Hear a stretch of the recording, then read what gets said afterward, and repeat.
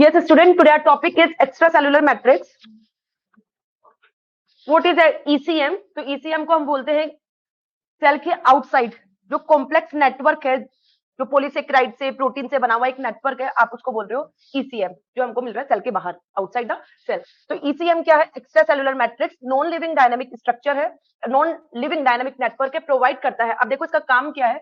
ये एक तो सेल को, जो सेल्स है उनको मैकेनिकल स्ट्रेस से प्रोटेक्ट करता है, एक स्ट्रक्चर प्रोवाइड करता है, सपोर्ट देता है। और देखो जब सेल से टिश्यूज बनते हैं, लाइक सेल्स जब कंबाइन होकर टिश्यू बनाती है, तो सेल के अडेंशन में मदद करता है, सेल को सिग्नलिंग भी प्रोवाइड करता है। तो ये कई काम है ईसीएम के। तो हमको ईसीएम में क्या क्या पढ़ना है आज, हमारा ईसीएम क्या क्या टॉपिक रहेगा। ईसीएम के पहले आप पढ़ोगे कि ईसीएम में होता क्या क्या, कौन कौन से कंपोनेंट्स होते हैं ईसीएम के कंपोनेंट्स, राइट। उसके बाद में आप पढ़ोगे कि सेल के पास में कौन से प्रोटीन है जो ईसीएम से कनेक्ट करते हैं। पहले मैं तुमको पढ़ाऊंगी ईसीएम के कंपोनेंट्स, जिसमें आप पढ़ते हो ईसीएम के कंपोनेंट्स के ईसीएम में प्रोटीन्स मिलती है, जो फाइब्रस प्रोटीन्स है, जो ईसीएम को में जो मिलती है कॉम्प्लेक्स प्रोटीन्स, तो आपको मिलेगी प्रोटीन्स। ईसीएम में पॉलीसेकेराइड्स और अडहेंशन प्रोटीन, राइट। ये ईसीएम के कंपोनेंट्स होंगे, प्रोटीन्स, पॉलीसेकेराइड और अडहेंशन प्रोटीन्स, राइट। और अब उसके बाद में आप क्या पढ़ोगे, जब इसका ईसीएम के स्ट्रक्चर समझ लोगे, उसके बाद आप समझोगे कि भाई सेल के बाहर ईसीएम है, तो सेल का ईसीएम से कनेक्शन चलता है। तो सेल ईसीएम से कनेक्शन किसके थ्रू करती है, सेल के पास कौन सी वाली मेम्ब्रेन प्रोटीन होती है जिससे वो ईसीएम को कनेक्ट करवाती है, राइट। तो ये सब हम पढ़ने वाले हैं, डिटेल स्टडी करेंगे। यस, एनिमल सेल में सेल वॉल नहीं पाई जाती है, तो ये एबंडेंट रहता है ईसीएम में। ईसीएम फिल करती है स्पेस बिटवीन सेल्स और टिश्यूज, और टिश्यूज को जो बाइंड रखने का काम है वो ईसीएम का है। ईसीएम के नाम से मुझे याद आता है कि ईसीएम मोस्ट अबंडेंट आपको मिलता है कनेक्टिव टिश्यूज में। देखो कनेक्टिव टिश्यूज, जैसे कनेक्टिव टिश्यू आप बोलो कार्टिलेज, टेंडन, ब्लड, ब्लड भी कनेक्टिव टिश्यू है। तो ये कनेक्टिव टिश्यू में आपको ईसीएम मोस्ट अबंडेंट मिलेगा। इसको समझो, जैसे कनेक्टिव टिश्यू में होता क्या क्या है। कनेक्टिव टिश्यू में होता है ईसीएम और सेल्स, सेल और ईसीएम मिलकर बनाते हैं कनेक्टिव टिश्यू। जैसे बोन है, अब बोन में बोन सेल्स, ओस्टियोब्लास्ट, इसके साथ में क्या है ईसीएम, तो क्या बन गई बोन। समझ गए कनेक्टिव टिश्यू। तो कनेक्टिव टिश्यू बनाने के लिए आपको चाहिए सेल्स और ईसीएम। तो हम बोल सकते हैं कि ईसीएम मोस्ट अबंडेंटली मिलता है आपको कनेक्टिव टिश्यूज में। कनेक्टिव टिश्यू है जो कनेक्ट करते हैं, क्या करते हैं, कनेक्ट करते हैं, सपोर्ट करते हैं, बाइंड करते हैं और प्रोटेक्ट करते हैं different part of body. Connective tissues का काम ही यही है, जैसे ब्लड का काम है, blood is the connective tissue, blood पूरी बॉडी को कनेक्ट करता है। बोन्स, कार्टिलेज, टेंडन, ये सब एग्जांपल किसके हैं, कनेक्टिव टिश्यूज के।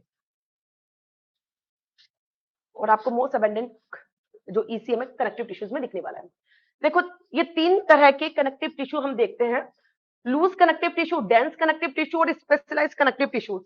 लूज कनेक्टिव टिश्यू, ये देखिए, जब अभी मैंने बोला कि सेल से टिश्यूज बनाना है, राइट, तो जो भी कनेक्टिव टिश्यू जो सेल्स के बाहर है, जो सारी सेल्स को अडहेर कर रहा है, उसको आप बोल रहे हो एरियोलर कनेक्टिव टिश्यू, जो पैकिंग करवा रहा है टिश्यूज के।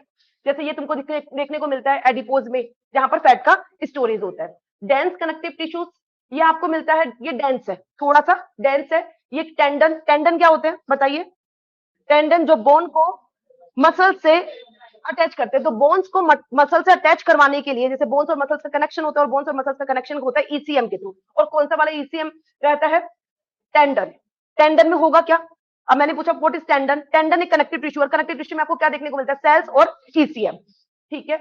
डेंस इरेगुलर, जैसे ये इसमें रेगुलर मैनर में अटैच रहते हैं, और इसमें इरेगुलर, जैसे डर्मिस एग्जांपल हो गया, जो स्किन के नीचे जो डर्मिस होती है, डर्मिस लेयर होती है, वो भी एक तरह से क्या है, कनेक्टिव टिश्यूज, ठीक है। स्पेशल तरह के कनेक्टिव टिश्यू कार्टिलेज, जो बोन से अटैच करवाने कुछ एक कार्टिलेज, और कार्टिलेज को जब आप जूम करके देखोगे तो कार्टिलेज में भी आपको क्या दिखेगा, सेल्स के साथ में ईसीएम। बोन्स कनेक्टिव टिश्यू है, ठीक है। बोन एक रिजिड है, और बोन को जो ईसीएम में, बोन में जो ईसीएम है वो हार्ड होता है, और इसको हार्डनिंग प्रोवाइड होती है, करता है कैल्शियम फोस्फेट के क्रिस्टल। जब तो हम बोलते हैं कि हमारी डाइट में जब कैल्शियम होता है अच्छा, तो जो बोन्स है वो स्ट्रॉन्ग रहती है। ब्लड फ्लूइड कनेक्टिव टिश्यूज है, जो आपकी पूरी बॉडी को कनेक्ट रखता है।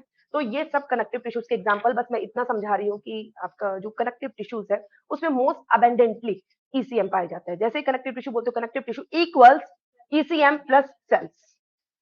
यस, एक very well known connective tissue मैं तुमको पढ़ा रही हूँ, बेसल लैमिना। बेसल लैमिना को समझिए। बेसल लैमिना ये एपिथेलियल सेल्स की लाइन, जैसे एपिथेलियल सेल्स की लाइनिंग आपको कहाँ मिलती है? इंटेस्टाइन की जो लाइनिंग है या रेस्पिरेटरी ट्रैक की जो लाइनिंग है, उन लाइनिंग वाली सेल्स में कौन सी वाली सेल्स होती है? एपिथेलियल। और मैं आपको समझा रही हूँ बेसल लैमिना। बेसल लैमिना क्या है? बेसल लैमिना एक स्पेशल टाइप का ईसीएम है। बेसल लैमिना क्या है? स्पेशल टाइप का ईसीएम है। तो मैं बेसल लैमिना का बेसल लैमिना जो बेस में है ना? तो बेसल लैमिना किसके बेस में है? तो आप बोलोगे एपिथेलियल सेल्स के बेस में। तो ये जो अभी मैं आपको अलग कलर पेन से इंडिकेट कर रही हूँ, ये बेसल लैमिना है, राइट? अब तुमको समझ में आ रहा होगा कि बेसल लैमिना इन एपिथेलियल सेल की जो लाइनिंग है उसको डेफिनेटली सपोर्ट कर रहा होगा, सपोर्ट प्रोवाइड कर रहा होगा। और क्या कर रहा होगा? मुझे लगता है कि जैसे ये जो एपिथेलियल सेल है वो अपनी जगह पर फिक्स रहती है, और उनको रहना भी चाहिए, और उनको अपनी जगह पर फिक्स रखने का काम भी बेसल लैमिना के थ्रू हो रहा है, राइट? पूरे सेल को एक तरह से इन एपिथेलियल सेल को सपोर्ट करने का काम कौन कर रहा है? Basal lamina. तो ये बेसल लैमिना ये ईसीएम है, जो बेसल लैमिना के नाम से आपको याद आना चाहिए किसके बेस में पाई जाने वाली? एपिथेलियल सेल के बेस पे। देखो थिन शीट लाइक, थिन, ये थिन शीट लाइक स्ट्रक्चर है, किसके अंडर है? एपिथेलियल सेल के। सराउंडेड मसल्स, फैट और पेरिफेरल, जैसे कि किसके सराउंडिंग होते हैं ये? मसल्स, फैट और पेरिफेरल नर्व्स के। बेसल लैमिना अंडरलाई करती है टिश्यूज को। थिकनेस इसकी कितनी होती है? 60 टू 120 नैनोमीटर।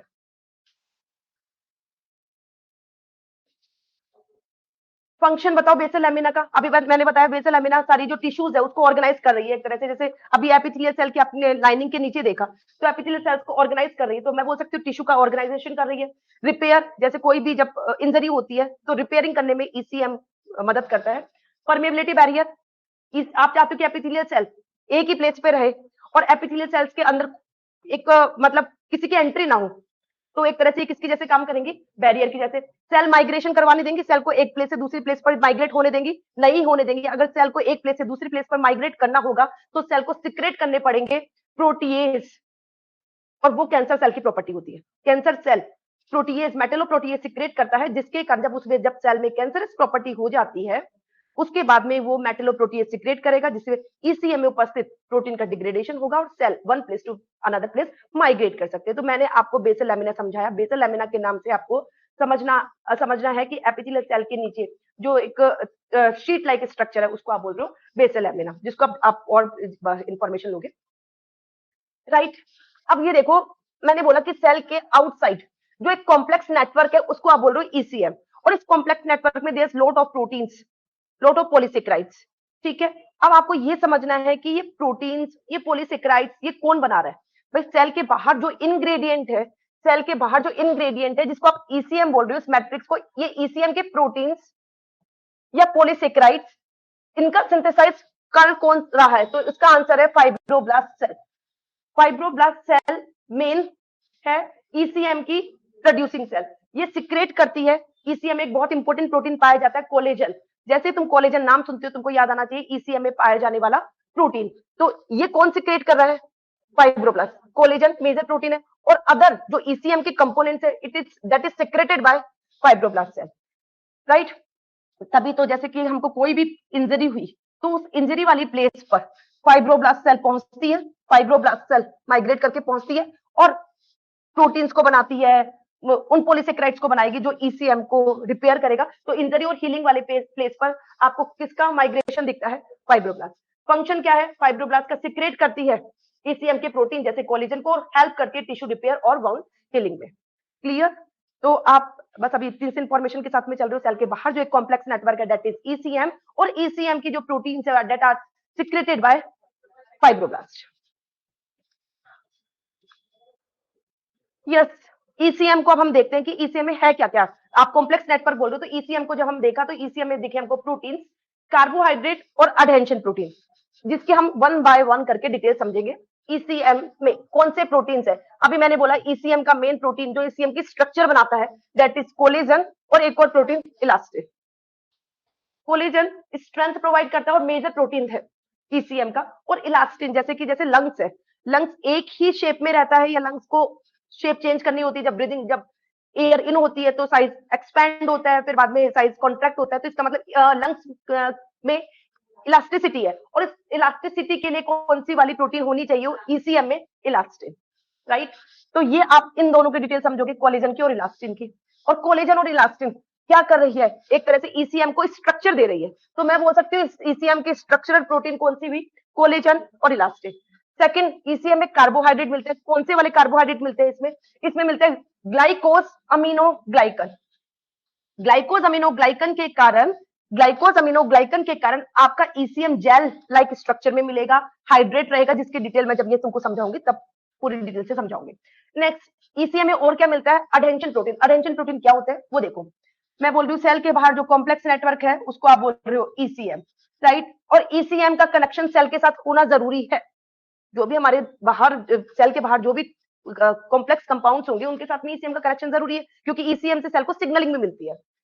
और मैं तुमको समझा रही हूँ अडेंशन प्रोटीन, ईसीएम में अडेंशन प्रोटीन है ईसीएम के अंदर। इन अडेंशन प्रोटीन की मदद से, अडेंशन प्रोटीन की मदद से ईसीएम ईसीएम कनेक्ट करता है सेल से। क्या बोला मैंने, अडेंशन प्रोटीन की मदद से ईसीएम का कनेक्शन किसके साथ में होना है, सेल के साथ। सेल के हैं ये, सेल की मेम्ब्रेन के अडेंशन प्रोटीन है या ईसीएम के, ईसीएम के, जिसको हम डिटेल से पढ़ते हैं जैसे फाइब्रोनेक्टिन, लैमिनिन और नाइट्रोजन, राइट। चलो फिर से हम रिकॉल करते हैं, आप पढ़ने क्या वाले हो, ईसीएम में 3 कंपोनेंट्स है, एक ईसीएम की स्ट्रक्चरल प्रोटीन, पॉलीसेकेराइड्स और अडेंशन प्रोटीन। प्रोटीन जो स्ट्रक्चरल प्रोटीन है कोलेजन और इलास्टिन, जो ईसीएम को बनाएंगे, ईसीएम को स्ट्रक्चर प्रोवाइड करेंगे, कोलेजन और इलास्टिन। देन पॉलीसेकेराइड कौन से, गैग। गैग का नाम आते ही, गैग ग्लाइकोज अमीनो ग्लाइकन्स का नाम आते ही आपको याद आना चाहिए ईसीएम की बात हो रही है, क्योंकि ग्लाइकोज अमीनो ग्लाइकन और कोलेजन आपको सेल के अंदर नहीं मिलते, ईसीएम में मिलते हैं। सेल में सिंथेसाइज होते हैं और सिक्रेटेड है, ये सिक्रेटेड प्रोटीन होती है। कोलेजन क्या है, एक सिक्रेटेड प्रोटीन, इसका मतलब वो सेल के बाहर जाएगी। गैग भी क्या है, एक सिक्रेटेड पॉलीसेकेराइड है जो कहां मिलने वाला है आपको, ईसीएम में। क्लियर, जिसकी आप डिटेल समझोगे। अडेंशन प्रोटीन का फंक्शन क्या बता रही हूं मैं आपको, अडेंशन प्रोटीन कहां के अडेंशन प्रोटीन, ईसीएम के, मेम्ब्रेन के, सेल मेम्ब्रेन के, ईसीएम के, जो ईसीएम का कनेक्शन किसके साथ में करवाने वाले, सेल। अब इनकी डिटेल हम करते हैं one by one. First topic आपका collagen, very important topic, collagen पर कई बार क्वेश्चन आते हैं। देखिए कोलेजन को समझते हैं। कोलेजन के नाम से हमको क्या क्या याद आता है, collagen is a major protein of ECM, first line, right. Collagen is a major protein of ECM, इसका मतलब कोलेजन आपको चाहिए बोन्स बनाने के लिए, क्योंकि मैंने क्या बोला, कनेक्टिव टिश्यूज में ईसीएम अबेंडेंट मिलता है, तो बोन्स में, कार्टिलेज में, टेंडन में, ठीक है, इनमें आपको क्या चाहिए, कोलेजन। अगर आपकी डाइट में विटामिन सी की कमी होगी, विटामिन सी चाहिए आपको कोलेजन के सिंथेसाइज करने में, विटामिन सी की कमी होगी तो ये सब कनेक्टिव टिश्यू इफेक्ट होंगे, राइट। अब समझते हैं detail. Major structural protein ECM का इस कोलेजन, राइट। जैसे कि बेसल लैमिना भी आपने पढ़ी थी, बेसल लैमिना क्या थी, क्या थी, एक स्पेशल तरह का ईसीएम, और उसमें कोलेजन की कई वैरायटी होती है। तो कोलेजन 4 आपकी कहां मिलेगा, बेसल लैमिना, ये आपको लर्न होना चाहिए। कोलेजन 4 के नाम से आपको याद आना चाहिए बेसल लैमिना का कोलेजन। सोर्स क्या है ईसीएम का, भाई सेल के बाहर जो ईसीएम है वो कौन सिक्रेट कर रहा है, तो तुमने बोला इसको फाइब्रोब्लास्ट सेल सिक्रेट कर रही है, ठीक है। और देखो अब इस कोलेजन की पहचान क्या है, जैसे मैं बोलती हूँ कोलेजन, तो कोलेजन एक प्रोटीन, और इस प्रोटीन में 3 अमीनो एसिड, ग्लाई एक्स वाई, ग्लाई का मतलब ग्लाइसिन, एक्स का मतलब प्रोलीन और वाई का मतलब हाइड्रोक्सी प्रोलीन। ये आपको इनकी रिपीटिंग यूनिट दिखेंगी, सारे अमीनो एसिड दिखेंगे, लेकिन ग्लाइसिन, ग्लाइसिन, प्रोलीन और हाइड्रोक्सी प्रोलीन आपको सबसे ज्यादा मात्रा में दिखेगा कोलेजन, राइट। अगर कोलेजन बनाना है तो आपको कौन सा वाला प्रोलीन चाहिए, तो नॉर्मल प्रोलीन और एक हाइड्रोक्सी प्रोलीन, ठीक है। तो देखते हैं कोलेजन का स्ट्रक्चर कैसा होता है। ये देखो कोलेजन,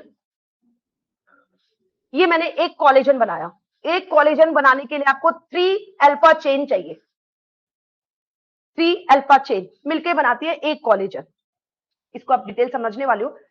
तो 3 अल्फा चेन के बीच में डेफिनेटली भाई 3 चेन मिलकर जब कोलेजन बनाएगी तो इन चेन्स के बीच में कोई ना कोई बॉन्डिंग हो रही होगी। वो कौन सी बॉन्डिंग होती है, किस कारण होती है, वो हम समझेंगे। जब तक वो बॉन्डिंग नहीं होगी तब तक आपका कोलेजन बन ही नहीं सकता है। नेक्स्ट, अभी मैंने आपको बताया कोलेजन प्रोटीन में 3 अमीनो एसिड आपको ज्यादा मिलने वाले हैं। एक तो ग्लाइसिन, देखो एक आप इस सीक्वेंस को समझिए, इसमें ग्लाइसिन ज्यादा है, all amino acid is present here, लेकिन जो abundantly glycine, glycine, proline, hydroxy proline, ये आपको ज्यादा मिल रहा है। प्रोलीन और हाइड्रोक्सी प्रोलीन में क्या डिफरेंस है, अगर प्रोलीन में अगर आप हाइड्रोक्सिल ग्रुप अटैच कर दोगे तो वो किस में कन्वर्ट हो जाएगा, हाइड्रोक्सी प्रोलीन में, राइट। हाइड्रोक्सिलेशन कौन कौन से अमीनो एसिड्स का होता है? हाइड्रोक्सिलेशन कौन कौन से अमीनो एसिड्स का हो सकता है? एक तो प्रोलीन का और एक लाइसिन का। एक बार ये कोई क्वेश्चन में ऐसे कुछ मिला था, प्रोलीन का, जैसे मोस्टली प्रोलीन का करने से हाइड्रोक्सी प्रोलीन मिलता है और लाइसिन का करने से हाइड्रोक्सी लाइसिन मिलता है। चलो समझते हैं हम कोलेजन का सिंथेसिस फाइब्रोब्लास्ट सेल में कैसे होता है। राइट, तो ये आपके फाइब्रोब्लास्ट सेल, और इसको बनाना है 3 अल्फा चेन से कोलेजन। 3 अल्फा चेन से कोलेजन, और collagen is a secreted protein, और सिक्रेटरी प्रोटीन है वो ट्रांसलेशन के बाद में कहां जाती है? सिक्रेटरी प्रोटीन कहां जाती है ट्रांसलेशन के बाद में? ईसीएम में, सॉरी ईआर में, फिर गोल्जी में, फिर वेसाइकल से होते हुए सेल के बाहर। अगेन फाइब्रोब्लास्ट सेल बनाएगी कोलेजन, और कोलेजन सिक्रेटरी प्रोटीन है, सेल के बाहर जाएगा। तो कोलेजन जब बनेगा तो सबसे पहले वो जाता है सिक्रेटरी प्रोटीन पहले ईआर में, देन गोल्जी में, और देन सेल से बाहर। तो डेफिनेटली जब कोलेजन बन रहा होगा तो ईआर में जब इसकी चेंज जाएगी 3 अल्फा चेन, तो उनमें कोई ना कोई चेंजेस होगा, क्योंकि आपको पता है ईआर और गोल्जी में प्रोटीन का मॉडिफिकेशन होता है। तो वो हमको सबको समझना है, और उस मॉडिफिकेशन के बाद में रेडी होगा आपका कोलेजन। तो मैं आपको समझा रही हूँ फाइब्रोब्लास्ट सेल किस तरह से कोलेजन का फॉर्मेशन करती है। फाइब्रोब्लास्ट सेल ने बनाई अल्फा चेन, 3 अल्फा चेन चाहिए आपको कोलेजन बनाने के लिए, जैसे लास्ट पिक्चर में मैंने आपको दिखाया। कहां पहुंची ये? रफ ईआर, और प्रोटीन से रिलेटेड वर्क होता है आरईआर में, और लिपिड से रिलेटेड वर्क होता है एसईआर में। सिंथेसाइज करी, यहां पर सिंथेसाइज हो गई थी कौन सी वाली? तो सिंथेसाइज कौन सी वाली चेन का हुआ? Alpha chain. और अल्फा चेन में कौन से अमीनो एसिड आपको दिख रहे हैं? ग्राई एक्स वाई। आपको पता है कि जो प्रोलीन है, नॉर्मल प्रोलीन हमारे ट्रांसलेशन वाले प्रोसेस से प्रोटीन में ऐड होता है, और आपको कोलेजन में कौन सा वाला प्रोलीन भी चाहिए? Hydroxy proline. इस प्रोलीन के हाइड्रोक्सिलेशन वाला प्रोसेस वो भी क्या कहां किया जाता है? ईआर में। तो ईआर में जो प्रोलीन्स है उनका क्या किया जाता है? हाइड्रोक्सिलेशन। तो प्रोलीन का हाइड्रोक्सिलेशन करने के लिए आपको चाहिए प्रोलीन हाइड्रोक्सिलेज एंजाइम। कौन सा एंजाइम चाहिए? प्रोलीन का हाइड्रोक्सिलेशन होता है और साथ में लाइसिन का। एंजाइम कौन सा चाहिए? प्रोलीन और लाइसिल हाइड्रोक्सिलेज, और साथ में जब विटामिन सी चाहिए। अगर विटामिन सी नहीं होगा तो प्रोलीन का हाइड्रोक्सिलेशन नहीं हो सकता, क्योंकि विटामिन सी को फैक्टर है प्रोलीन हाइड्रोक्सिलेज का। और ये हाइड्रोक्सिलेशन वाला प्रोसेस आपने बता दिया हो गया ईआर पे। ओके, नाउ ग्लाइकोसाइलेशन भी होता था। ग्लाइकोसाइलेशन का मतलब अटैचमेंट ऑफ कार्बोहाइड्रेट। कहां पर किसके ग्लाइकोसाइलेशन हो रहा है? हाइड्रोक्सी प्रोलीन पर या हाइड्रोक्सिलाइसिन पर? हाइड्रोक्सिलाइसिन पर। अब ट्रिपल हेलिक्स फॉर्मेशन हो गया। ट्रिपल हेलिक्स फॉर्मेशन को इसको समझते हैं हम। लाइक मैंने बताया 3 अल्फा चेन आपकी ईआर में पहुंची, हाइड्रोक्सिलेशन के कारण इन तीनों में हाइड्रोक्सी प्रोलीन बना हाइड्रोक्सिलेशन के कारण। अब क्या बनाने लगेंगे ये? हाइड्रोजन बॉन्डिंग, क्योंकि OH और OH आपस में क्या बनाते हैं? Hydrogen bond. और हाइड्रोजन बॉन्ड बनाने से तीनों अल्फा चेन्स के बीच में एक बाइंडिंग हो जाएगी, और जो आपको चाहिए कोलेजन बनाने के लिए। अगर हाइड्रोक्सिलेशन नहीं होता तो ये बाइंडिंग नहीं हो पाती और कोलेजन का सिंथेसिस नहीं हो पाता। राइट, ट्रिपल हेलिक्स का फॉर्मेशन हो गया। और इस ट्रिपल हेलिक्स को जो ईआर में है, अभी अभी पूरा कोलेजन नहीं बना है ईआर में। ईआर में आपने कौन कौन से चेंजेस करे भाई? ईआर में आपने एक तो हाइड्रोक्सिलेशन करा है और एक ये ग्लाइकोसाइलेशन करा है। और अभी आपका जो कोलेजन जिसके बाइंडिंग भी हो गई है तीनों अल्फा चेन में, अब इस कोलेजन को आप क्या बोल रहे हो? Pro collagen. इसका मतलब ये अभी प्रो वर्जन है, प्रो कोलेजन जो सोल्यूबल है। कोलेजन ये वाला कौन सा वाला है? सोल्यूबल। और आपको सोल्यूबल से कौन से में कन्वर्ट करना है? इनसोल्यूबल में। वो कैसे करेंगे? अब ईआर में तो काम हो गया, ट्रांसपोर्ट वेसाइकल के थ्रू अब कहां पहुंचेगा ये? गोल्जी। देखिए अब पहुंच गया ये गोल्जी में। गोल्जी में भी कई प्रकार के मॉडिफिकेशन और पैकिंग होगी। राइट, और पैकिंग और मॉडिफिकेशन के बाद में सिक्रेशन होगा सेल के बाहर। सेल के बाहर अब ईसीएम में भी चेंजेस होंगे ईसीएम में पहुंचने के बाद, कि ये जो आपका कोलेजन की ये जो 3 चेन है उनके ये एन टर्मिनल और सी टर्मिनल की जो ये पार्ट है उनका क्लीवेज होगा। ये क्योंकि ये पार्ट अभी कोलेजन की, ये कोलेजन के पार्ट नहीं है, तो प्रोटियोलाइटिक क्लीवेज होगा एन और सी टर्मिनल का। राइट, कोलेजन किसमें कन्वर्ट हो गया? पहले क्या लिखा था हमने? प्रोकोलेजन। और प्रोकोलेजन किसमें कन्वर्ट हो गया? ट्रोपोकोलेजन। ट्रोपोकोलेजन क्या है? इनसॉल्युबल। राइट, अब देखो, और ये आपके 3 चेन वाला मिल गया आपको ट्रोपोकोलेजन, जैसे कि आप इस पिक्चर में देख रहे हो 3 चेन वाला ट्रोपोकोलेजन। लेकिन कोलेजन, ये ट्रोपोकोलेजन और कोलेजन एक पूरा फाइबर होता है ट्रोपोकोलेजन्स का। राइट, अब इन ट्रोपोकोलेजन्स के बीच में आपको बॉन्डिंग करवानी है। ये बॉन्डिंग, ये क्रॉस लिंकिंग वो ये करवाता है लाइसिल ऑक्सीडेज के कारण, लाइसिल ऑक्सीडेज एंजाइम के कारण इनके बीच में बॉन्डिंग होगी। एक अनयूजुअल बॉन्डिंग होती है, ये एल्डोल लिंकेज होती है, एक अनयूजुअल लिंकेज होती है, और इस क्रॉस लिंकिंग के कारण बन जाता है कोलेजन फाइबर, और कोलेजन फाइबर जो होता है एक स्ट्रॉन्ग स्ट्रक्चर, राइट। तो आप ये सब चीजें इसमें ध्यान रखना।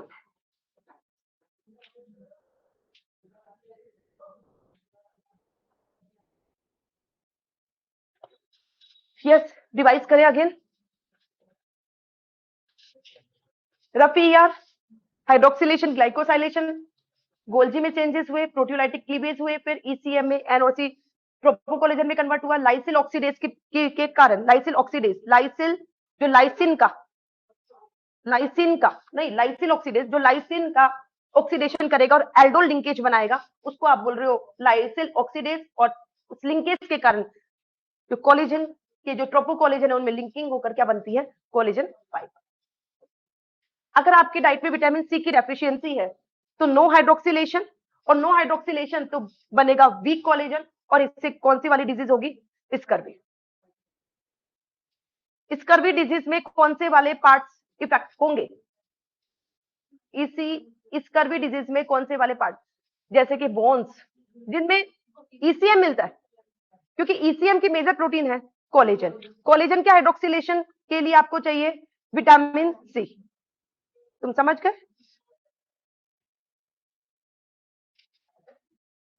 जब स्कर्वी डिजीज होती है केवल एक ऑर्गन तक ही सीमित नहीं रहती, वो पूरी बॉडी को इफेक्ट करती है, क्योंकि और पूरी बॉडी को इफेक्ट करने का रीजन क्या है, क्योंकि पूरी बॉडी में क्या पाए जाते हैं, ईसीएम, टीथ, आईज, ये सब इफेक्ट होती है स्कर्वी डिजीज में। कोलेजन के टाइप देखो, कोलेजन को हम स्ट्रक्चर और फंक्शन के बेस पर आप कोलेजन को क्लासिफाई कर सकते हो। एक होता है फाइब्रिल, एक नेटवर्क फॉर्मिंग, दो तरह से, जो फाइब्रिल और नेटवर्क, मतलब जैसे एक तो कोलेजन इस तरह से है, ये अभी आपने बताया था ना, ये तीन की स्ट्रक्चर, ये कोलेजन, और ये ऐसे अरेंज हो तो इसको बोलते हैं फाइब्रिल, राइट। और कोलेजन अगर इस तरह से अरेंज हो तो इस कोलेजन को हम क्या बोलेंगे, नेटवर्क। तो क्लासिफाई कर सकते हैं फाइब्रिल और नेटवर्क। तुमको क्या लग रहा है, फर्स्ट वाला पिक्चर ज्यादा रिजिड होगा या सेकंड वाला? मैंने कई बार बताया है आपको, जब भी आप इस तरह से किसी भी चीज की पैकिंग करोगे वो मोर कॉम्पैक्ट होती है बजाय ऐसे। तो आप क्या बोलोगे, इन दोनों में जो फाइब्रिल वाला है वो मोर रिजिड है, और नेटवर्क फॉर्मिंग आपको मिलेगा फ्लेक्सिबल। तो जो फ्लेक्सिबल स्ट्रक्चर है उनमें आपको नेटवर्क फॉर्मिंग कोलेजन्स मिलेंगे, और जो बिल्कुल रिजिड स्ट्रक्चर है हमारी बॉडी में उन वो उसमें आपको कौन से वाले कोलेजन मिलने वाले, फाइब्रिल। देखो फाइब्रिल कोलेजन्स के एग्जांपल्स, अभी मैंने बोला कि ये तो कोलेजन का भी बेसिक तुमको समझाया स्ट्रक्चर, वो बेसिक स्ट्रक्चर सारे कोलेजन्स में होता है, लेकिन फिर भी कोलेजन्स प्रोटीन्स अलग अलग तरह के हमारे सेल्स में होती है। Type first, second, third, fifth and this is 11, ये फाइब्रिल कोलेजन है। और फाइब्रिल कोलेजन मैंने क्या बताया आपको, रिजिड बताया, रिजिड स्ट्रक्चर बोन होता है, टेंडन। टाइप सेकंड वाला ये सब रिजिड स्ट्रक्चर है, कार्टिलेज में मिलेगा। टाइप थर्ड रेटिकुलर फाइब्रिल है, और हाई क्रॉस लिंकिंग करवाते हैं, और ये क्या करते हैं, सेल को जिस भी ऑर्गन में है उसको क्या प्रोवाइड करवाते हैं, रिजिडिटी। तो ये फाइब्रिल कोलेजन जिस भी ऑर्गन को दे रहे हैं ये सपोर्ट, तो उसको रिजिड बनाते हैं फाइब्रिल कोलेजन, जिसके एग्जांपल है फर्स्ट, सेकंड, थर्ड, 5 और 11। Now network forming collagen, network forming collagen, अभी मैंने आपको ये कोलेजन 4 के नाम से क्या बताया था, बेसल एमिना वाला। और टाइप 4 नेटवर्क फॉर्मिंग कोलेजन है या फाइब्रिल नेटवर्क फॉर्मिंग है। फोर्थ, एट, 10, जैसे फोर्थ वाला कहां मिलता है, बेसल एमिना में, फॉर्म करता है एक शीट लाइक स्ट्रक्चर और प्रोवाइड करता है support, right students.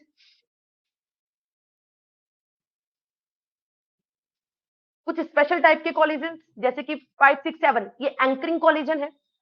Anchoring collision का नाम से समझ में आ रहा है, ये बेसल लैमिना को अदर कनेक्टिव टिश्यू से कनेक्ट करेंगे। ये वाला ये जो है कौन सा बोलोगे इसको, 10, 5, 6, 17, जो 17 है ये ट्रांसमेम्ब्रेन कोलिजन है।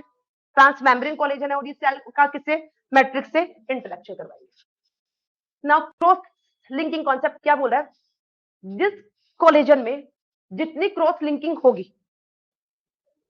क्रॉस लिंकिंग एक कोलेजन की दूसरे कोलेजन से क्रॉस लिंकिंग हो रही है, वो उतना रिजिड होगा, जिसमें लो क्रॉस लिंकिंग होगी वो फ्लेक्सिबल होगा। तो ये आपकी सारी कहानी कोलेजन्स की। चलो अब बोलते हैं फिर से हमने कोलेजन्स के बारे में क्या क्या पढ़ा। कोलेजन ईसीएम का मोस्ट अबेंडेंट प्रोटीन है, मोस्ट अबेंडेंट स्ट्रक्चरल प्रोटीन है, most abundant structural protein. Collagen के नाम से मुझे 3 अल्फा चेन आई। यस, अभी और बातें पढ़नी है कोलेजन की, कुछ टॉपिक रह गए कोलेजन के। ये 3 अल्फा चेन है। इन अल्फा चेन में लेफ्ट हैंडेड कॉइलिंग होती है, राइट हैंडेड कॉइलिंग होती है। लेफ्ट हैंडेड, तीनों अल्फा चेन में कॉइलिंग होती है, और कौन सी कॉइलिंग बोल रही हूं मैं, left handed coiling. Alpha chain में, हर अल्फा चेन में लेफ्ट हैंडेड कॉइलिंग है। जब इन तीनों की बाइंडिंग होगी, तीनों के बाइंडिंग के बाद में जो कोलेजन होगा उसकी में होगी right handed coiling, right handed coiling. Again collagen बनाने के लिए 3 अल्फा चेन चाहिए, इंडिविजुअल अल्फा चेन में कौन सी कॉइलिंग देख रहे हो आप, लेफ्ट हैंडेड। जब तीनों का फ्यूजन होकर एक कोलेजन बनेगा तो इस पूरे कोलेजन में कौन सी वाली कॉइलिंग होती है, final coiling right handed. Collagen के नाम से आपको कौन से अमीनो एसिड्स याद आएंगे, ग्लाइन, एक्स, वाई। एक्स क्या है यहाँ पर और वाई क्या है, हाइड्रोक्सीप्रोलिन। हाइड्रोक्सिलेशन करने के लिए, प्रोलिन का हाइड्रोक्सिलेशन करने के लिए आपको क्या चाहिए, विटामिन सी। और हाइड्रोक्सिलेशन वाला प्रोसेस कहां पर हो रहा है, यार में कौन सा एंजाइम चाहिए, प्रोलिन हाइड्रोक्सिलेज। और कौन से अमीनो एसिड्स का हुआ एक और, लाइसिन का, लाइसिन हाइड्रोक्सिलेज से। ओके, इस हाइड्रोक्सिलेशन से क्या बेनिफिट हुआ, अल्फा चेन्स के बीच में हाइड्रोजन बॉन्डिंग हुई, राइट। ईआर में जाने के बाद फिर ये कहां पहुंच रही है, गोल्जी में। गोल्जी में कई मॉडिफिकेशन हो रहा है, गोल्जी के बाद ये ईसीएम में पहुंची। पहले आप इसको बोले थे प्रो कोलेजन, और इस सेल के बाहर जब प्रोटियोलाइटिक क्लीवेज लगे तो ये किसमें कन्वर्ट हो गई, ट्रोपोकोलेजन। तो ये पिक्चर एक तरह से किसको दिखा रहा है, ट्रोपोकोलेजन। अब ट्रोपोकोलेजन्स में क्रॉस लिंकिंग होने के बाद में क्या बनेगा, कोलेजन फाइबर। अभी आपने देखा दो तरह की कोलेजन, फाइब्रिल कोलेजन और नेटवर्क कोलेजन। फाइब्रिल कोलेजन उनमें मिलेगा जो स्ट्रक्चर रिजिड है, जैसे कि बोन्स, कार्टिलेज, टेंडन। और नेटवर्क वाला बेसल एमिना, कौन सा वाला कोलेजन मिलता है, बेसल एमिना, कोलेजन 4। ठीक है, तो इन सब बातों का याद रख लो।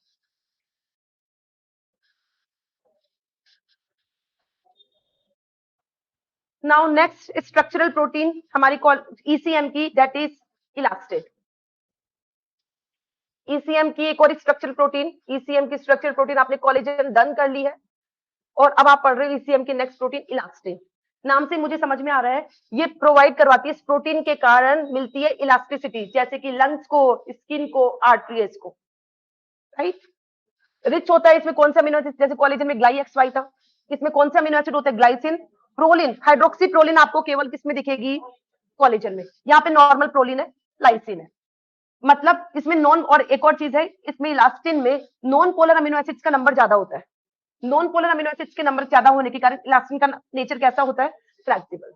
क्रॉस लिंकिंग होती है, जैसे इलास्टिन बनी, इलास्टिन प्रोटीन बनी, और एक इलास्टिन को हर में करेक्शन होगा, इसमें क्रॉस लिंकिंग किसके थ्रू होगी, लाइसिन। और क्रॉस लिंकिंग के बाद में जो बनेगा उसको आप क्या बोलोगे, इलास्टिक फाइबर्स। क्या क्या देख रहे हो इलास्टिन के बारे में, इलास्टिन इलास्टिसिटी प्रोवाइड कर रही है, ठीक है। और बताइए कहां पर मिलती है ये, लंग, स्किन, आर्टरीज, रिच है ये ग्लाइसिन, प्रोलिन, लाइसिन से। नॉन पोलर अमीनो एसिड्स का नंबर यहाँ पे मैं ज्यादा बता रही हूँ, जिससे फ्लेक्सिबिलिटी मिलेगी। क्रॉस लिंकिंग किसके थ्रू मिली इसको, लाइसिन। ये आपने पढ़ी दो टॉपिक स्ट्रक्चरल प्रोटीन के। नाउ सेल के बाहर जो ईसीएम है उसमें मिलता है पॉलीसेकेराइड, ईसीएम का पॉलीसेकेराइड। और ईसीएम का पॉलीसेकेराइड होता है गैग, गैग, ग्लाइकोस अमीनोग्लाइकन्स, ग्लाइकोस अमीनोग्लाइकन्स। एक बार इस पिक्चर को देखते हैं हम, फिर समझ में आएगी हमको ये कहानी। ग्लाइकोस अमीनोग्लाइकन्स, ईसीएम, ये सेल के बाहर ईसीएम। और आप चाहते हो ईसीएम हाइड्रेट रहे या डिहाइड्रेट रहे, हाइड्रेट। मतलब यहां पर आप चाहते हो वाटर का कंटेंट हो, ठीक है। और वाटर का कंटेंट तब होता है जब प्लस और माइनस चार्ज दोनों अवेलेबल हो। इस ईसीएम में कुछ ऐसे कंपोनेंट हो जिनके पास प्लस और माइनस दोनों चार्ज होता है, और जहां प्लस और माइनस चार्ज, जैसे सॉल्ट, वहीं पर वाटर का मूवमेंट ज्यादा होता है, वहां वाटर का रिटेंशन रहता है। तो आप चाहते हैं कि ईसीएम हाइड्रेट रहे, तो ईसीएम में अभी आपने कॉलेजन में तो ऐसा कुछ सीन देखा नहीं, लास्ट ईयर में कुछ ऐसा नहीं देखा, तो ये प्लस और माइनस चार्ज होती है आपकी पॉलीसेक्राइड गैग के पास। और कौन सी वाली पॉलीसेक्राइड बोल रही हूं मैं?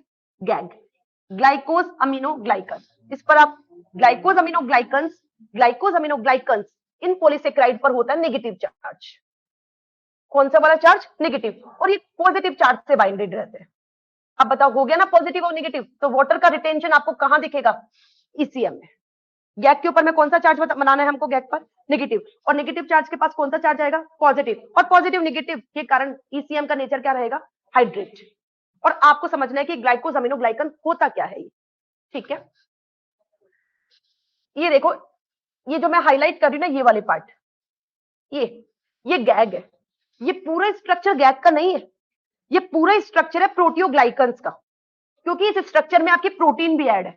और मेरा टॉपिक चल रहा है ईसीएम में मिलने वाले पॉलीसेक्राइड। और कौन से ये जो चेन्स है, ये चेन किसको दिखा रही है? गैग को। गैग का मतलब ग्लाइकोज अमीनो ग्लाइकन्स को। देखना, सब समझ में आ जाएगा। आप जब इस गैग के स्ट्रक्चर को देख रहे हो तो आपको ये लीनियर दिख रहा है, ये ब्रांच्ड है।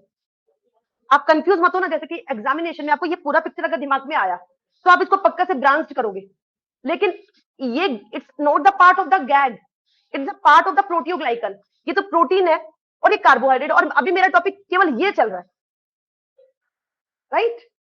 तो गैग के नाम से आपको लीनियर या ब्रांच्ड पॉलीसेक्राइड निकलेगी, लीनियर ही तो है ये वाले। और देखो इसमें ये पॉलीसेक्राइड्स में ये शुगर और एक ये शुगर, अगेन ये शुगर, और मीन गैग बनाने के लिए आपको दो तरह के शुगर का रिपीटेशन करना है। गैग एक हिट्रोपॉलीसेक्राइड है, दो तरह की मोनोसेक्राइड की रिपीटेशन से, और इन दोनों की रिपीटेशन से बन रहा है। एक शुगर कौन सी है वो देखिए स्क्रीन पर,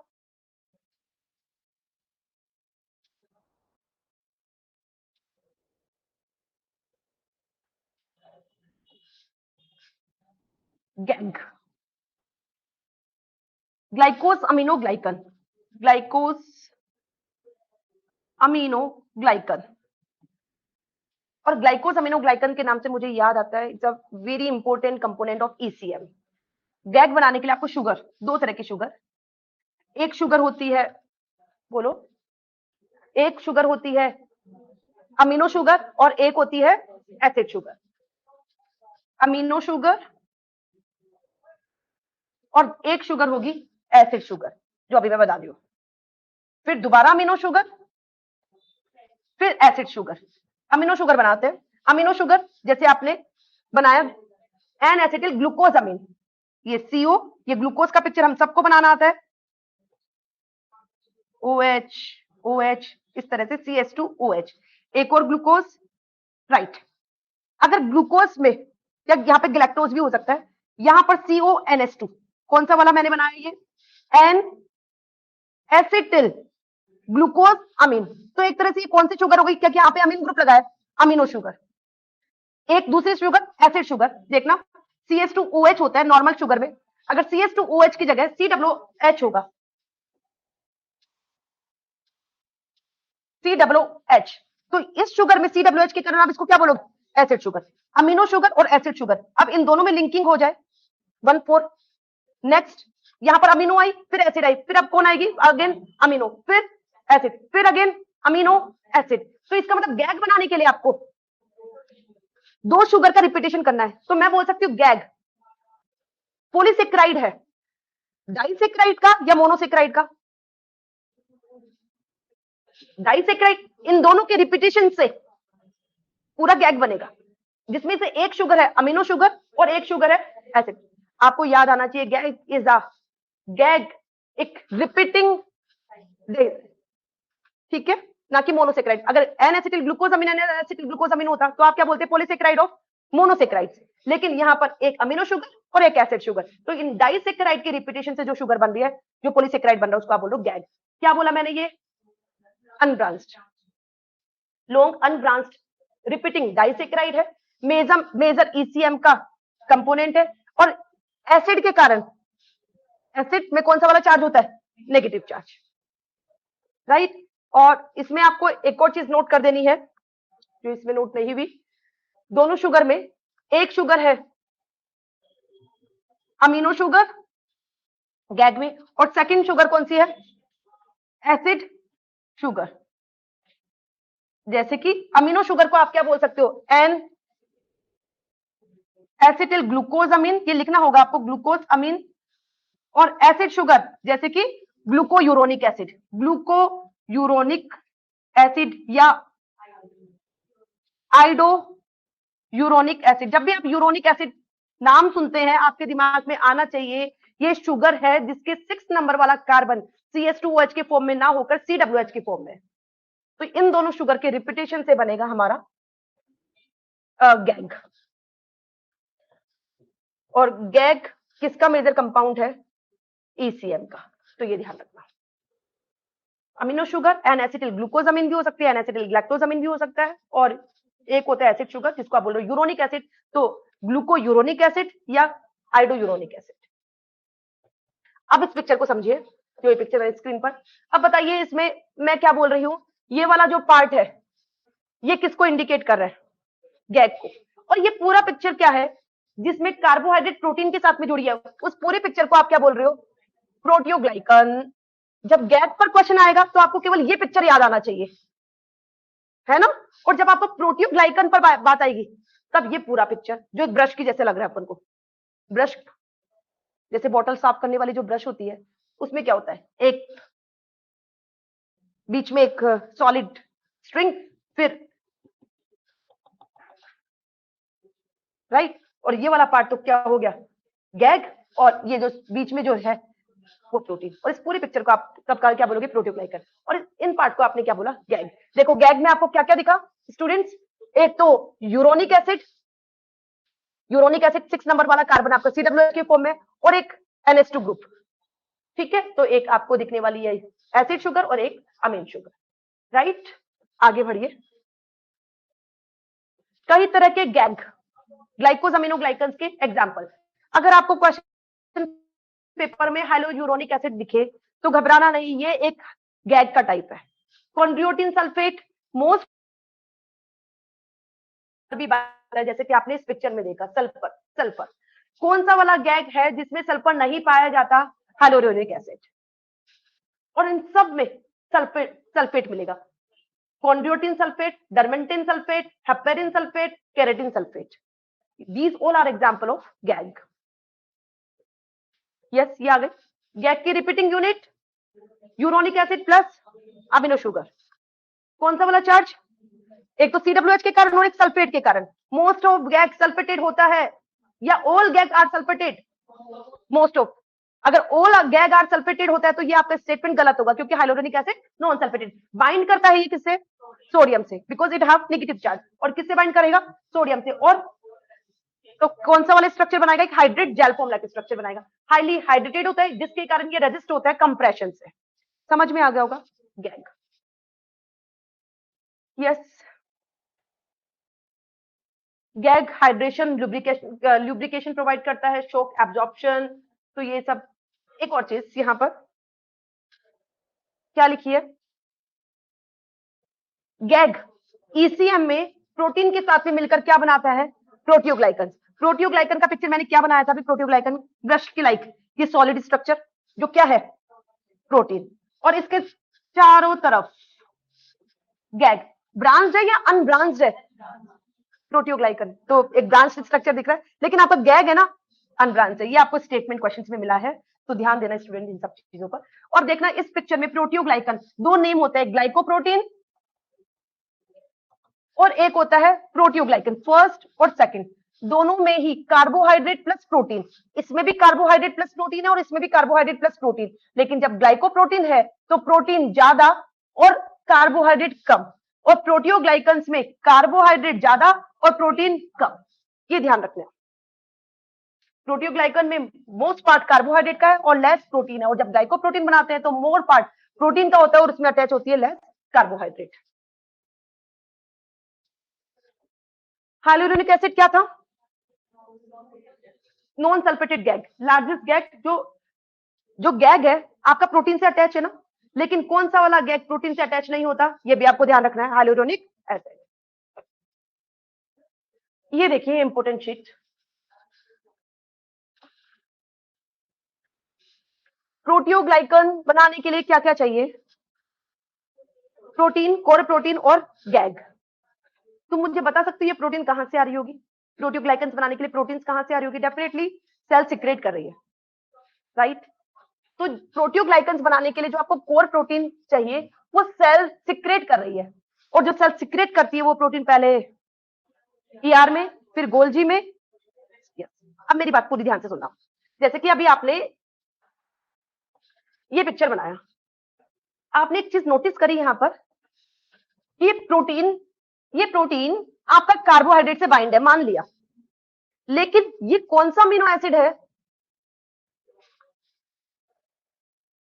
जिससे कार्बोहाइड्रेट की बाइंडिंग हुई है? कोई स्पेसिफिक अमीनो एसिड है और उसका नाम है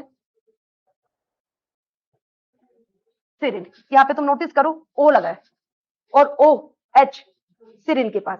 तो तुम ये ध्यान में रखना, प्रोटियोग्लाइकन्स में जो प्रोटीन्स होती है उसमें सिरिन का कंटेंट ज्यादा होगा।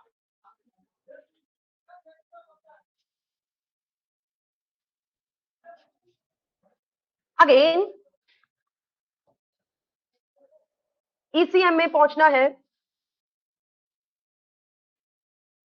ईसीएम में पहुंचना है प्रोटियोग्लाइकन।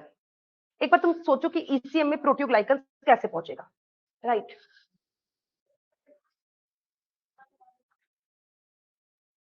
ईसीएम में प्रोटियोग्लाइकन कैसे पहुंचेगा? ये आपकी सेल बना रही है प्रोटीन्स को ट्रांसलेशन वाले प्रोसेस से, प्रोटीन आपकी ईआर में गई, और ये प्रोटीन कौन सी है? प्रोटियोग्लाइकन। प्रोटियोग्लाइकन बनाने के लिए आपको क्या क्या चाहिए? Protein plus gag, right? ER में गई, ईआर के बाद प्रोटीन कहां जाती है? गोल्जी। तो मुझे बता सकते हो कि गोल्जी में इस प्रोटीन पर क्या हुआ होगा? ओ ग्लाइकोसाइलेशन। ओ ग्लाइकोसाइलेशन क्यों बोल रहे हो? क्योंकि प्रोटीन में, इस प्रोटीन पर जो ओएच था सिरिन पर, उसके तुमने कार्बोहाइड्रेट अटैच किया है, और ओ ग्लाइकोसाइलेशन का मेन स्पॉट मैं क्या बता रही थी आपको? गोल्जी। ओ ग्लाइकोसाइलेशन कहां होगा? गोल्जी में। अगर गोल्जी में ओ ग्लाइकोसाइलेशन प्रोसेस नहीं होता तो ये आपका प्रोटियोग्लाइकन नहीं बनेगा। प्रोटियोग्लाइकन बनना मतलब ओ ग्लाइकोसाइलेशन, और ओ ग्लाइकोसाइलेशन का मेजर स्पॉट होता है गोल्जी। तो तभी तुमने जब गोल्जी पढ़ा होगा तो गोल्जी में एक लिखा था प्रोटियोग्लाइकन बनाने के लिए जो मेजर साइट होती है दैट इज गोल्जी। अगेन मेरी ये वाली शीट चल रही थी अभी। Proteoglycan core protein plus GAG covalently attach होता है। सेंट्रल प्रोटीन बैकबोन, सेंट्रल आपकी प्रोटीन किससे अटैच होती है? गैग से। किसके थ्रू? ये जो प्रोटीन है उसमें कौन सा अमीनो एसिड रिच होता है? सिरिन। गैग चेन अटैच होती है ओएच, सिरिन के ओएच से, और अटैचमेंट कैसा होता है? ओ लिंक ग्लाइकोसाइलेशन, जो कहां पर होगा? गोल्जी में। ध्यान रखिएगा ये, ठीक है? आगे बढ़ते हैं।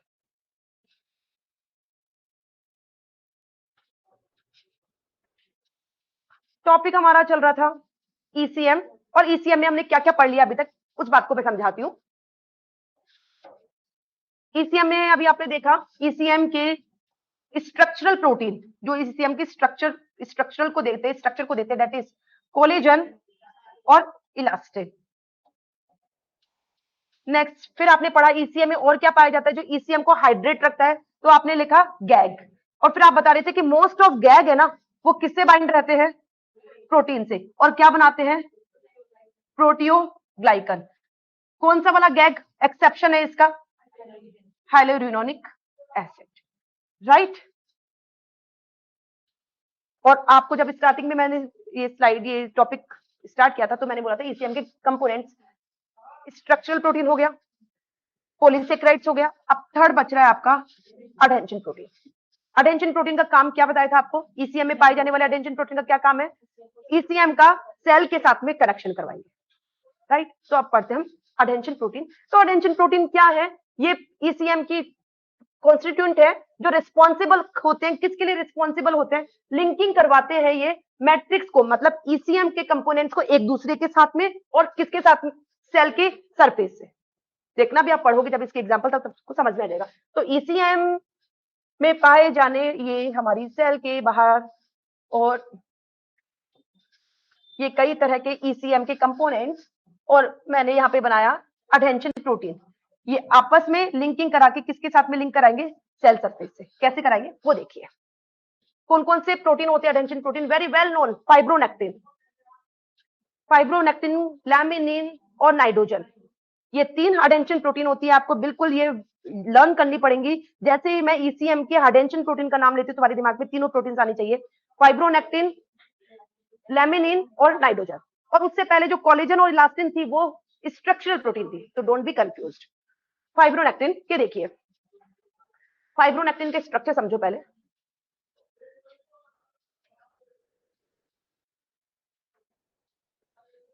फाइब्रोनेक्टिन की डाइमर है, और दोनों डाइमर में जो मोनोमर्स है link together by disulphide bond. ये प्रोटीन का, फाइब्रोनेक्टिन प्रोटीन जो डाइमर है, C terminal, N terminal, C terminal, N terminal, दोनों फाइब्रोनेक्टिन में ये जो दोनों मोनोसेक्राइड्स है, सॉरी, जो दोनों मोनोमर्स है, ये मोनोमर्स अटैच है किससे? डाइसल्फाइड से, राइट? अब देखो इस फाइब्रोनेक्टिन में, फाइब्रोनेक्टिन का काम है अडेंशन देना। किस किस को अडेंशन देना? सेल सरफेस के ऊपर उपस्थित प्रोटीन और ईसीएम वाली प्रोटीन्स को के बीच में लिंकिंग करता है फाइब्रोनेक्टिन। ईसीएम की प्रोटीन और सेल सरफेस के ऊपर पाई जाने वाली प्रोटीन के बीच में लिंकिंग करवाएगा फाइब्रोनेक्टिन, क्योंकि इसका नाम ही अडेंशन प्रोटीन है। तो इसका मतलब इस फाइब्रोनेक्टिन में ऐसे डोमेन होने चाहिए, जो ऐसे पार्ट होने चाहिए जो ईसीएम की प्रोटीन से भी इंटरेक्ट करे और सेल की सरफेस के ऊपर उपस्थित प्रोटीन से भी इंटरेक्ट करे। तो आप ये देख रहे हैं कि फाइब्रोनेक्टिन में कौन कौन से डोमेन होते हैं। इंटीग्रिन बाइंडिंग डोमेन, ये देखिए इंटीग्रिन बाइंडिंग डोमेन। इंटीग्रिन कहां में मिलती है? सेल सरफेस पर। अगर इंटीग्रिन से बाइंड कर गया तो इसका मतलब सेल से बाइंडिंग हो गई। तो इंटीग्रिन बाइंडिंग डोमेन पाया जाता है इस पर। तो इंटीग्रिन बाइंडिंग डोमेन से किससे इंटरेक्ट करेगा? सेल सरफेस के ऊपर पाई जाने वाली इंटीग्रिन से। नेक्स्ट कोलेजन बाइंडिंग डोमेन होता है। कोलेजन कहां की प्रोटीन है? सेल सरफेस की या ईसीएम की? और इसका काम ही क्या था? ईसीएम की प्रोटीन से सेल का इंटरेक्शन। कोलेजन बाइंडिंग डोमेन है तो इससे कोलेजन बाइंड हो जाएगा। तो ईसीएम का इंटरेक्शन किसके साथ में करवा रहे हैं? इस तरह से सेल। इंटीग्रिन बाइंडिंग डोमेन हो गया, कोलेजन बाइंडिंग डोमेन हो गया। प्रोटियोग्लाइकन बाइंडिंग डोमेन, प्रोटियोग्लाइकन कहां का पार्ट था? ईसीएम का। प्रोटियोग्लाइकन बाइंडिंग डोमेन है। एक और प्रोटियोग्लाइकन बाइंडिंग डोमेन। क्लियर? ये भी ध्यान में रखना, सी टर्मिनल पर डाइसल्फाइड बॉन्ड है, एन टर्मिनल इस साइड है। ये सारी चीजें आपको ध्यान में रखनी पड़ेगी। एक आरजीडी सीक्वेंस कहां पे मिलती थी, ये देखना है किसकी बहुत इंपॉर्टेंट एक और चीज जिस पर क्वेश्चन बना हुआ है। ये इंटीग्रिन बाइंडिंग डोमेन जो इसकी मदद से ये बाइंड करता है सेल के ऊपर उपस्थित इंटीग्रिन से। इसमें अमीनो एसिड सीक्वेंस पाई जाती है आरजीडी, बहुत इंपॉर्टेंट। आरजीडी कौन से डोमेन में पाई जाती है? Integrin binding. आर का मतलब आर्जिनिन, जी का मतलब ग्लाइसिन और डी का मतलब एस्पार्टिक एसिड। आरजीडी सीक्वेंस का नाम आते ही आपको याद आएगा फाइब्रोनेक्टिन प्रोटीन में। फाइब्रोनेक्टिन प्रोटीन में इंटीग्रिन बाइंडिंग डोमेन पर जो सीक्वेंस होती है दैट इज आरजीडी। अगर आरजीडी सीक्वेंस नहीं होगी तो ये फाइब्रोनेक्टिन इंटरेक्ट नहीं कर पाएगी इंटीग्रिन से। क्लियर?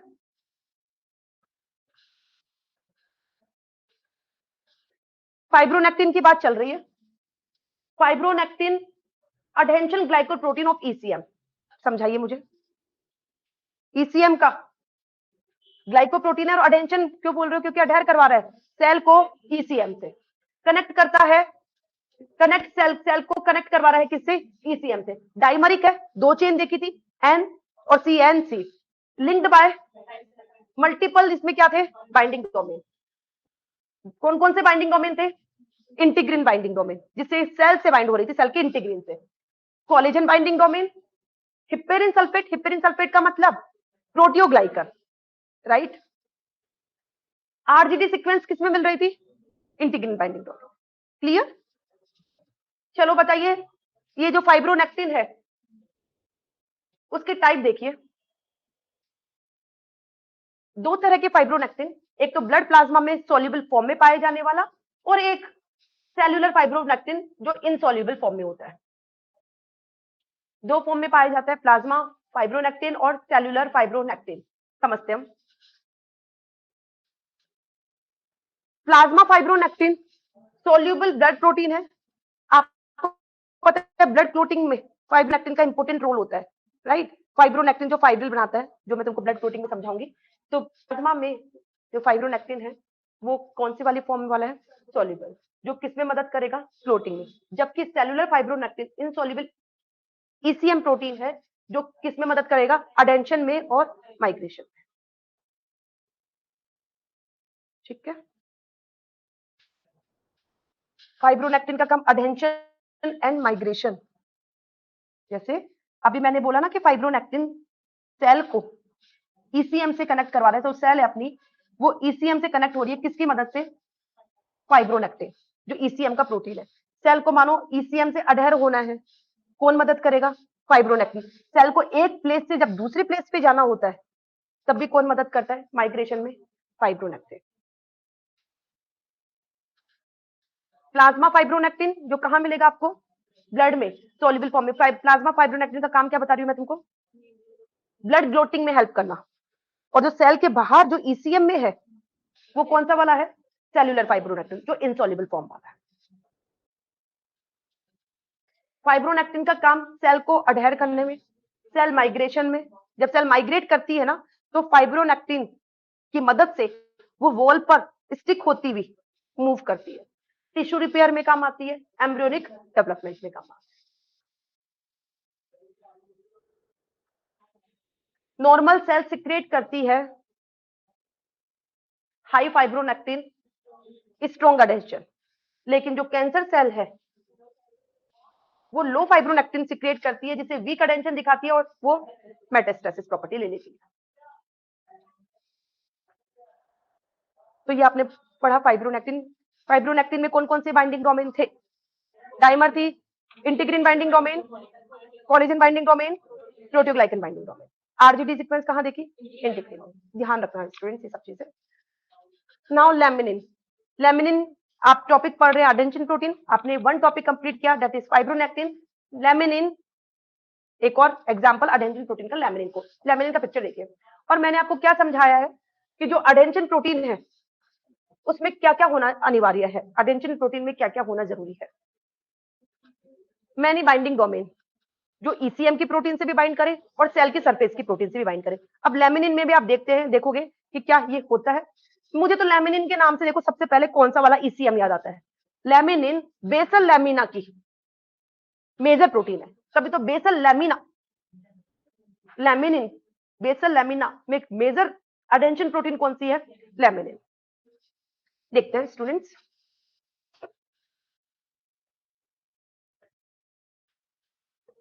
लेमिनिन के पिक्चर जैसे फाइब्रोनेक्टिन डाइमर फॉर्म में था, यहां पर देखो कितनी चेन से मिलकर बना है एक लेमिनिन, एक ग्रीन, एक ब्लू और एक रेड, प्राइमरी कहेंगे। और फाइब्रोनेक्टिन डाइमरी, लेमिनिन प्राइमरी। इसमें आप डोमेन देखो, सेल्फ असेंबली डोमेन। लेमिनिन को एक दूसरे से भी अटैचमेंट करना होगा, तो इसमें कौन सा वाला डोमेन पाया जाता है? Self assembly. ये सेल्फ असेंबली डोमेन जिसे एक नेटवर्क लाइक स्ट्रक्चर बनाता है। ये हो गया डन। और अडेंशन प्रोटीन में ईसीएम की प्रोटीन से भी बाइंड करने की, ईसीएम के इंग्रेडिएंट से भी बाइंड करने के लिए डोमेन होता है, जैसे कि कौन सा वाला डोमेन है? ये प्रोटियोग्लाइकन। और प्रोटियोग्लाइकन कहां का होता है? ईसीएम का, राइट। नाइट्रोजन बाइंडिंग डोमेन देखना, तुम नोटिस करना, जैसे कि आपने फाइब्रोनेक्टिन में क्या कोलेजन बाइंडिंग डोमेन देखा था? याद है? फाइब्रोनेक्टिन में कोलेजन बाइंडिंग डोमेन था, इंटीग्रिन बाइंडिंग डोमेन भी था, और प्रोटियोग्लाइकन। लेकिन यहां तुम नोटिस करना, लैमिनिन में कोलेजन बाइंडिंग डोमेन नहीं है। लेकिन इसमें एक नई चीज है, नाइट्रोजन बाइंडिंग डोमेन। नाइट्रोजन एक प्रोटीन है, अडेंशन प्रोटीन है, जो कोलेजन फोर्स से बाइंड रहती है। तो इसका मतलब ये लैमिनिन इनडायरेक्टली कोलेजन 4 से बाइंड है, किसके थ्रू? नाइट्रोजन। लेकिन इसमें डायरेक्ट बाइंडिंग डोमेन नहीं है कोलेजन 4 का, ये चीज आपको ध्यान रखनी पड़ेगी student. Collagen 4 direct binding domain नहीं है, किसके थ्रू बाइंड करा है कोलेजन से? और कोलेजन 4 आपको कहां दिखता था? बेसल लैमिना में। लैमिनिन की ज्यादा मात्रा में किसमें बता रही हूँ? Basal lamina. नाइट्रोजन भी आपको ज्यादा कहां मिलने वाला है? बेसल लैमिना में। Nitrogen is also example of adhesion protein, तो ये नाइट्रोजन बाइंडिंग डोमेन है। प्रोटियोग्लाइकन और सेल से बाइंडिंग डोमेन ये रहा, जिससे ये किसके सेल से बाइंड करेगा। क्लियर? इस तरह के ट्राइमरिक स्ट्रक्चर देखते ही आपको, ये लैमिना नहीं है, लैमिन नहीं है, लैमिन न्यूक्लियर लैमिन, वो तो न्यूक्लियर सेल में न्यूक्लियस में थी, ये है आपकी प्रोटीन है लैमिनिन। लैमिनिन देखो, इसकी डिटेल समझते हैं लैमिनिन की। लैमिनिन मेजर अडेंशन ग्लाइकोप्रोटीन है ईसीएम का। मेन कंपोनेंट इसका कहां का मेन कंपोनेंट है? बेसल लैमिना का। कितनी चेन थी? Alpha beta gamma. T shape structure ले रखा था ना भी, ये देखो टी शेप स्ट्रक्चर की जैसे, तो T shape structure multiple binding domain है। मेन ऑर्गेनाइजर है किसका? बेसल लैमिना का। कौन कौन से डोमेन देखो? Integrin cell binding domain integrin से बाइंड होगा। कोलेजन से कैसे बाइंड हो रहा था? नाइट्रोजन की मदद से। हिप्पेरिन सल्फेट क्या था? प्रोटियोग्लाइकन। जैसे मैं बोलूं हिप्पेरिन सल्फेट, तो heparin sulphate is not proteoglycan, that is GAG. और हिप्पेरिन सल्फेट जब प्रोटीन से बाइंड होकर प्रोटियोग्लाइकन बना रहे थे, देखो ये नाम लिखा है perlecan. Perlecan is the proteoglycan. Clear students? तो ये सब चीजें आपको, नाइट्रोजन बाइंडिंग डोमेन जो आपने देखा था लैमिनिन में, और नाइट्रोजन का दूसरा नाम इटासिटिन।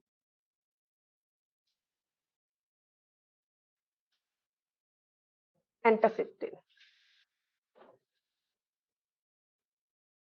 नाउ नाइट्रोजन के बारे में देखिए। चलो लैमिनिन बनाए हम, ये देखिए 3 चेन फ्यूजन हो रखा है, तीनों चेन का पहले इंडिविजुअल है, सेल बाइंडिंग डोमेन है, प्रोटियोग्लाइकन बाइंडिंग डोमेन है, नाइट्रोजन बाइंडिंग डोमेन। अभी भी मैं बोल रही हूँ इस पिक्चर, ये ईसीएम आपका ऐसा टॉपिक है, सस्ता सुंदर टिकाऊ। सस्ता सुंदर टिकाऊ नहीं है, भूल जाओगे इसको। लेकिन जो सस्ता सुंदर होता है उसको टिकाऊ तो बनाना पड़ेगा रिविजन करके, और इस पे क्वेश्चंस मिलते हैं आपको। Now last adhesion protein nitrogen. Nitrogen adhesion glycoprotein ECM का लोकेटेड होता है ये बेसमेंट मेम्ब्रेन मतलब बेसल लैमिना में। लिंकर प्रोटीन की जैसे काम कर रहा है। कौन बच्चा मुझे बताएगा किस किस के बीच में लिंकिंग करवाता है नाइट्रोजन? लैमिनिन और कोलेजन 4, तो कनेक्ट करवाता है ये लैमिनिन का कोलेजन 4 के साथ में। स्टेबलाइज करता है बेसल लैमिना को, असेंशियल है बेसल लैमिना की स्टेबिलिटी के लिए। ये आपके मैंने कंप्लीट करवा दिए हैं ईसीएम के कंपोनेंट्स। चलो हम प्लेन पेपर पर ईसीएम के कंपोनेंट्स का करते हैं रिवीजन।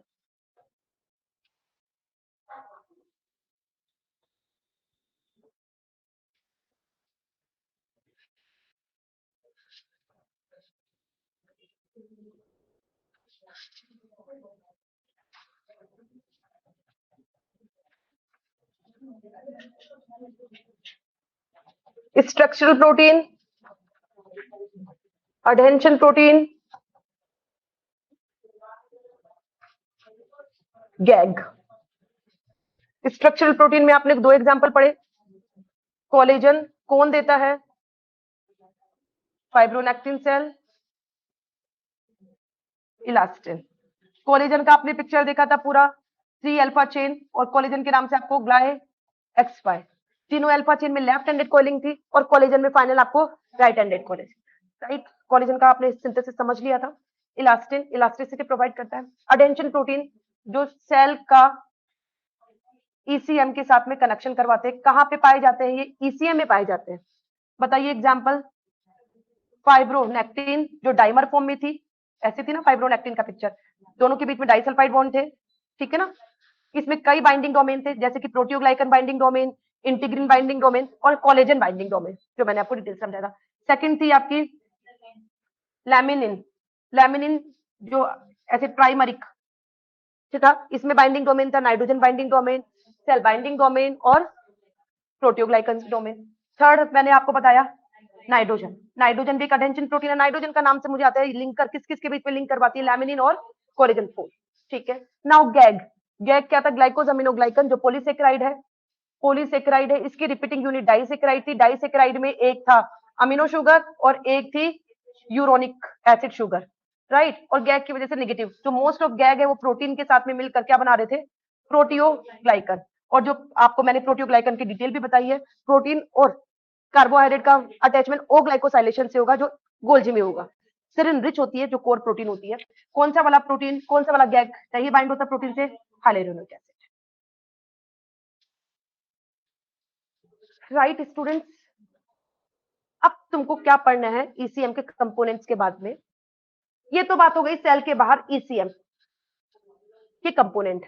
और मैं बोल रही हूं आपको क्या,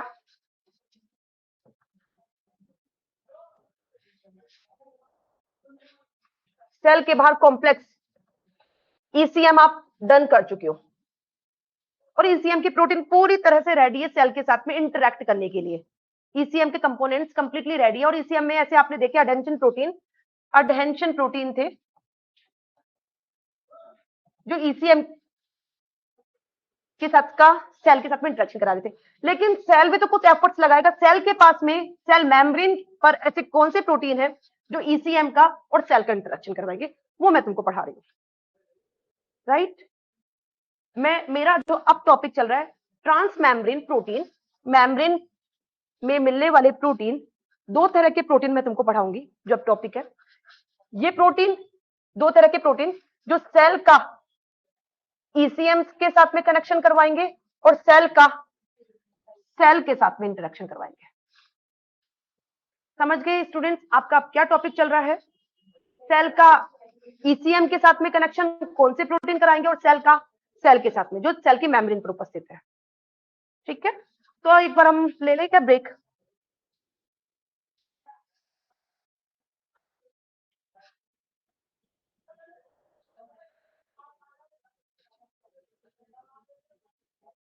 एक बार बच्चों 5 मिनट का ब्रेक लेते हैं, इसको फाइल को थोड़ा कंप्लीट भी करनी पड़ेगी। एक बार क्लास ओवर कर दो फिर रिस्टार्ट करते हैं।